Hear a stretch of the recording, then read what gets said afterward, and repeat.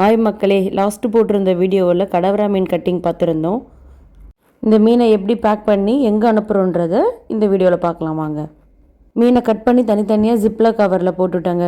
So courier கொடுக்கும்போது Ziploc கவரில் போட்டு தாங்க கொரியர் கொடுக்கணும். அப்போ தான் அதில் தண்ணி ஊறாமல் மீட் கட் பண்ணும்போது எப்படி இருக்கோ அது மாதிரி தான் டெலிவரி பண்ணும்போதும். ஸோ இது 2 days ஆனாலும் அப்படியே இருக்கும், ஃப்ரெஷ்ஷாகவே இருக்குங்க. இந்த பார்சலை நம்ம பெங்களூருக்கு தாங்க அனுப்புகிறோம். ஸோ பெங்களூருக்கு அனுப்புறதுனால மேக்ஸிமம் 8 மணி நேரத்துலேருந்து 9 மணி நேரம் ஆகுங்க. தர்மாகோல் பாக்ஸில் போட்டு ஃபுல் ஐஸ் பேக் பண்ணி அனுப்புகிறோங்க. அப்போ தான் ஐஸ் கரையாமல் அப்படியே இருக்குங்க 2 நாள் ஆனாலும். ஏர் ரிலீஸ் ஆகாத மாதிரி ஃபுல்லாக டேப்பு போட்டு பேக் பண்ணி அனுப்புவோங்க. உங்களுக்கு சேரும்போதும் பேக்கிங் கரெக்டாக சேருங்க.